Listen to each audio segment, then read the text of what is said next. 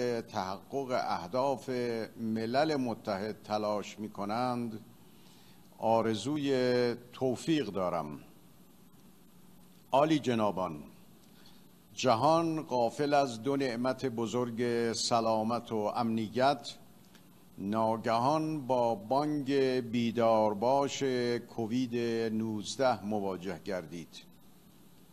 کرونا با همه کوچکی خود چنان مدیریت جهانی و حکمرانی داخلی کشورها را به چالش کشید که مهمترین تجمع جهانی هم به ناچار به صورت مجازی برگزار گردید.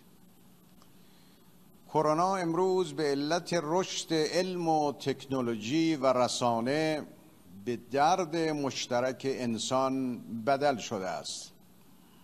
این درد مشترک نشان داد که به رغم همه پیشرفت‌ها هنوز علم بشر در برابر جهل او ناچیز است.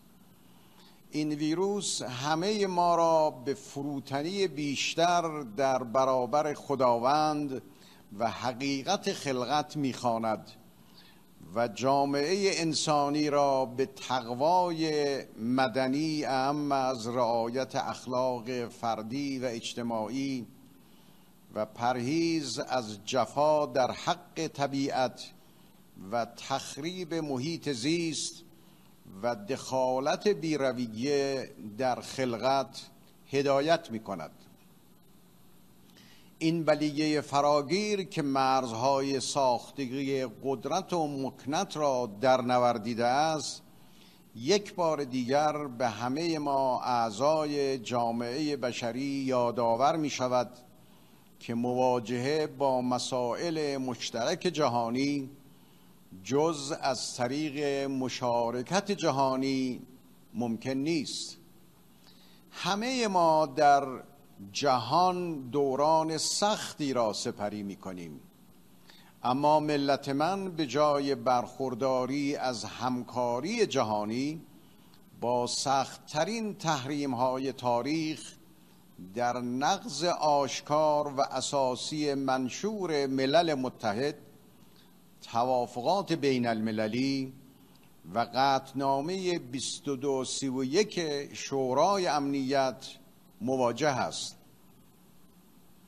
خانم‌ها، آقایان، تصویری که از برخورد پلیس ایالات متحده آمریکا با یک شهروند معترض به سراسر جهان مخابره شد برای ما آشنا و تکراری بود.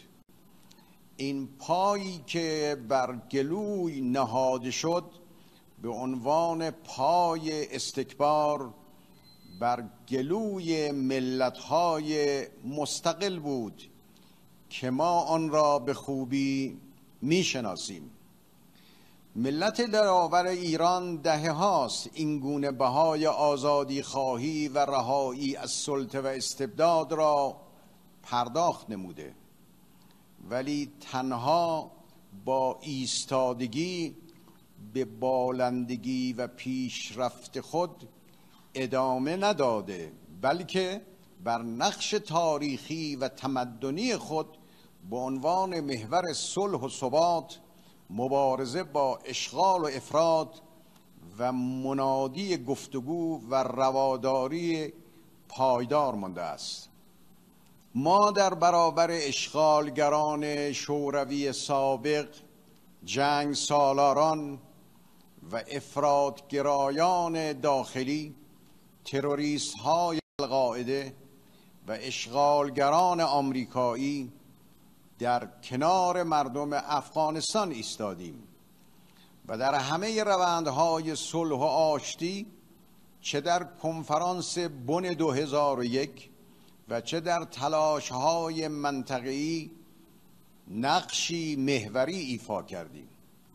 ما در برابر بسیج قدرت‌های جهانی و منطقه‌ای برای ایجاد جنگ نفتکش‌ها در خلیج فارس در حمایت از صدام در نیمه دوم دهه 1980 خواهان امنیت مشترک در خلیج فارس شدیم. در سال 2013 جهان